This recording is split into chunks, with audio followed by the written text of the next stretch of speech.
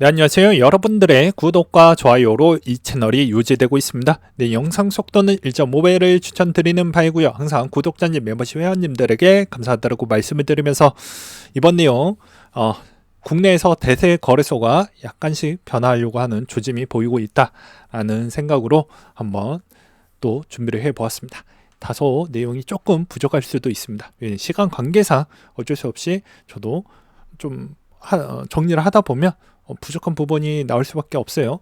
예, 그런 보충 설명은 꼭 댓글로 꼭 남겨주시면 정말 감사하겠습니다.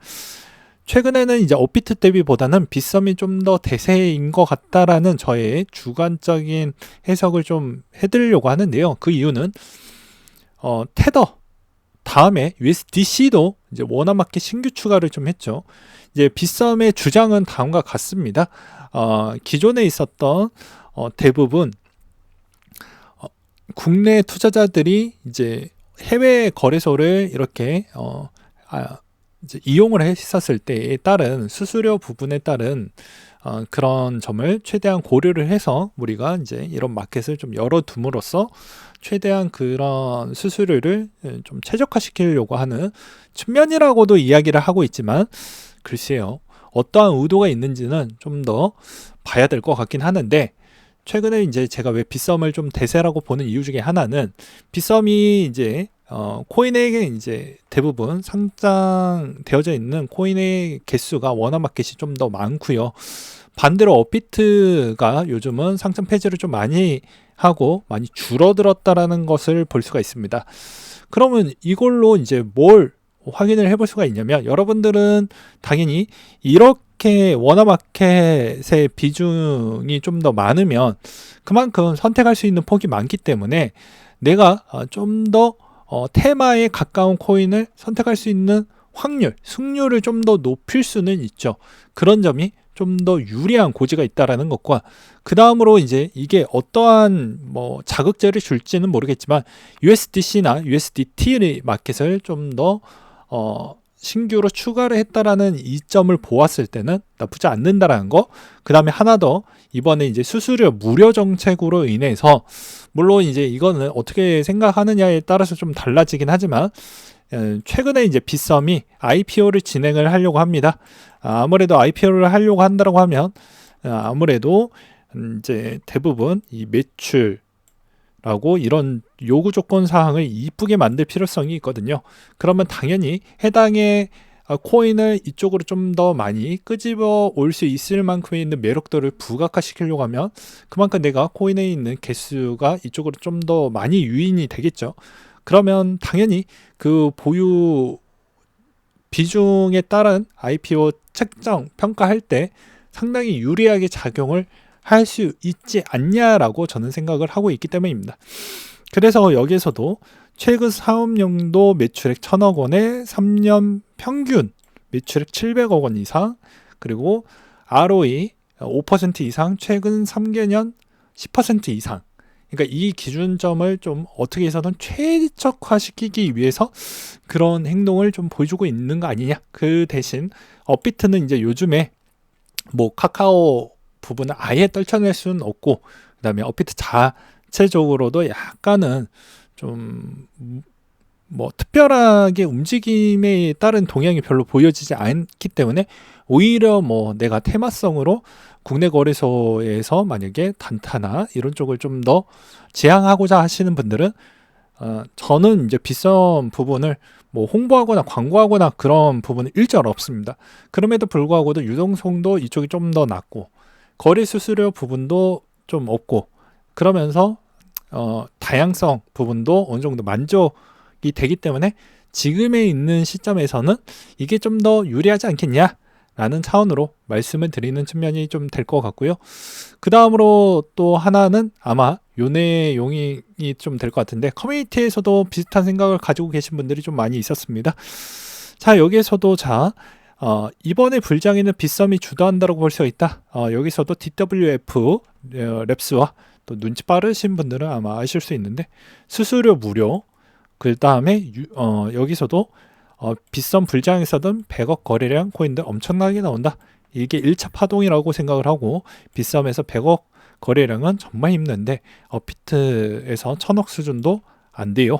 마지막으로 비싼 코인들 시총이 매우 낮다.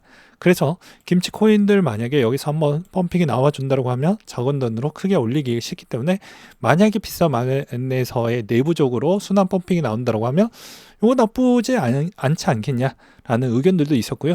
그 다음으로 또 볼 수 있는 건, 야, 비썸 애들이 왜 달리는지, 이것도 이제 최근 내용 중에 하나는, 이번에 그 바이낸스 스마트 체인 부분에서 이제 BEP 계열에 있는 입출군이 중지가 됨으로써 대상에 있는 코인들이 이번에 좀 펌핑이 많이 나와 주었다라고 볼 수 있습니다. 그러니까 지금 보게 되면 대부분 이제 10% 넘게 다 펌핑이 많이 나오고 있잖아요.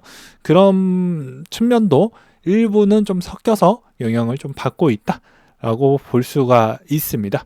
그래서 이 가두리 메타적인 측면으로 또 보았을 때도 업비트 대비보다는 비썸이 좀 더 많았던 측면이 있었기 때문에, 이런 것도 좀 어찌 보면 나쁠 건 없으니까 이런 걸 좀 잘 파악을 해두시면 괜찮을 것 같다라고 또 생각이 들기도 했었고요. 그 다음으로는 아무래도 이제 업비트가 최근에 이제 BTC 마켓 일부에서 상장이 나와주고 있는데, BTC 마켓은 마지막에 이제 유종의 미로 거래량이 그쪽으로 좀 많이 쏠린다고 했었죠. 근데 지금은 좀 그런 시즌은 아닙니다. 네, 대부분 업비트에서 BTC 마켓 상장 추이를 보게 되면 어떻습니까? 상장하고 나서는 다 흘러서 내려가거든요. 그래서 이렇게 상장한 뒤부터는 그렇게 거래량도 잘 안 나오고 또 가격 방어선도 안 되기 때문에, 반대로 생각을 해보면 또 이해하기가 편하시겠죠.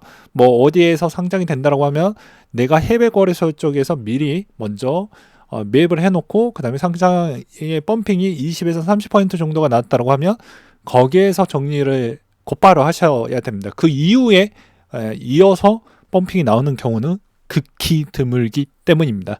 그래서 이제 업비트 상태를 보게 되면 다 흘렀기 때문에 이런 건 별로 좋지 않는다. 그리고 수수료도 생각보다 비싸더라. 0.25%를 또 챙겨 먹기 때문이거든요. 그래서 반대적으로는 이 수수료가 지금 부분만 보면 내가 소액을 또 굴렸을 때와 거액을 굴렸을 때 좀 분위기가 다르기 때문입니다. 그러니까 그런 것도 또 이게 별거 아닌 것처럼 보여지지만 그래도 이게 은근히 또 쏠쏠한 면이 분명히 있기 때문에 이런 이야기를 또 드리기도 했었고요. 그리고 요즘 이제 분위기 처리, 코인베이스도 마찬가지로 무기한 선물 계약 레버리지도 최대 10배까지 상향 지원을 해주고 있는 형태였기 때문에 아무래도 요즘 이제 분위기가 나쁘지는 않은 것 같다. 그리고 이제 OK 쪽도 비트코인 인스크립션 커뮤니티가 XRC20 또는 라이트닝 네트워크 탭루트 강제 마이그레이션 되고 안 되고는 신경 쓰지 않는다라고 비트코인 생태계에 지속 지원할 방침을 또 밝히기도 했습니다. 이렇다 보니 대부분 거래소 쪽의 동향도 마찬가지로 물 들어올 때 대부분 그런 서비스 지원들을 빨리빨리 해주려고 하는 그런 동향이 좀 많이 보였고, 최근에 이제 테더와 뭐 USDC에 있는 괴리폭이 더 많이 벌어진다 이런 기사들도 많이 나와주고 있는데, 그건 뭐 USDC가 다양한 포지션을 가져가지 못했던 측면도 없지 않아 있다고 볼 수가 있어요. 테더는 분명히 BTC의 보유량을 계속 수익 부분에 따른 측면으로 계속 매입을 한다라고 나왔기 때문에 그 영향성에 따른 이익분도 분명히 테더에 유리한 조건으로 계속 흘러가고 있다라는 것과, 그 다음으로 이제 또 다른 측면으로 또 보았을 때는 여전히 이제 나스닥 기업들의 대부분 크립토 쪽에 연관성이 있는 또 잭도시도 이 시점에 맞춰가지고 비트코인 지갑도 출시를 해서 이제 2024년도 초 상반기 초에 뭐 이걸 또 보여준다라고 하는데요. 다 인기가 있었을 때 이런 소식들을 계속 연달아 나와준다라는 건 뭐 나쁜 소식이라고 보기는 좀 어렵겠죠. 우리한테는 매우 좋은 소식이라고 생각을 합니다.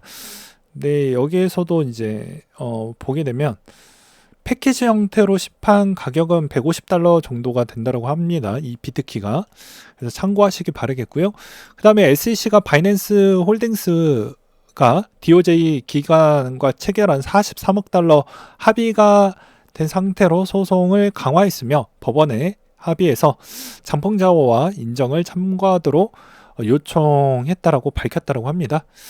근데 이게 이제 결과가 어떻게 나올지 좀 더 계속 지켜볼 필요성이 있고요. 그 다음으로 이제 보게 되면 스팟 온체인 상태에서 이제 FTX 근황도 좀 계속 체크를 해야 되겠죠. 여기서도 보게 되면 대략 이런 코인들에 따른 부분에 얽혀져 있는 이런 관계도 측면도 좀 유심하게 보실 필요성은 있기도 합니다.